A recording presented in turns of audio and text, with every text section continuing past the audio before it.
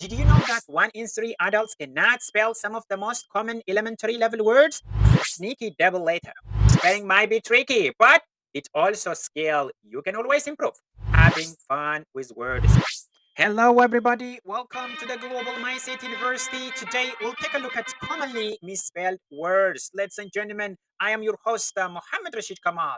Did you know that 1 in 3 adults cannot spell some of the most common elementary level words? Crazy, right? Well, today I'm putting my spelling skill to the test. I'm bringing you along for the ride. Joining me as I take on this challenge of spelling 5 tricky elementary words. Let's see if I can get them. Most importantly, I will also give you the definition of this word. One thing is that spelling might seem like a child play, but let's be real. Some words are just sneaky. They trip us, no matter how old we are. And honestly speaking, that's what makes spelling so fun.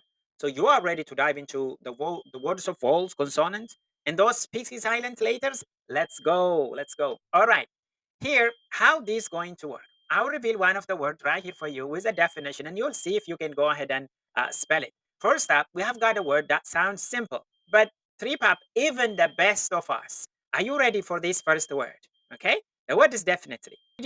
Some people accidentally put a when they write definitely. Yes, this is how you can spell definitely. And let me tell you the definition of definitely. There is no doubt or uncertainty conveying assurance, or it could be like certainty. Okay, it confirms a statement or a decision, making it clear and unquestionable. That's what the definition of definitely. This is how you can spell it. Definitely.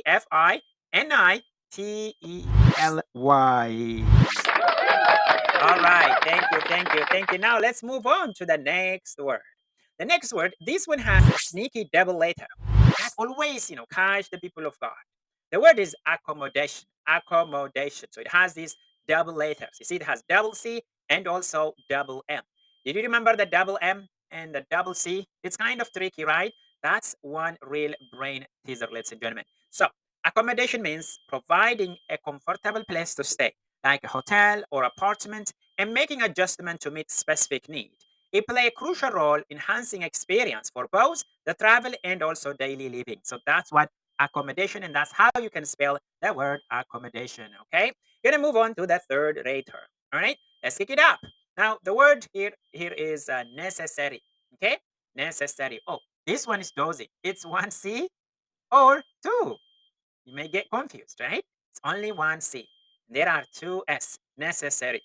Necessary. So necessary. Necessary.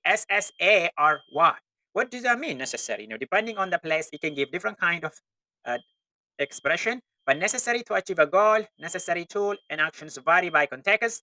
For project, for example, this might mean assembling a team and securing fund, while personal growth may require educational and self-reflection. Okay, so depending on area, you can define it, but this is how you can spell a necessary. We are getting closer to the end, and this next word is a real curveball. Ready? The word is February. Okay, get closer. This next word is real curveball. Ready? Are you ready? All right, let's see. February. The word is February. Yep, February. Did you remember the first R here? February, Rory, February. Yeah, most people forget it and just say February. February. They're gonna remove the R, the middle R. So that is a most tricky word as well. Specifically, not only on it's in elementary, but also older people can miss that.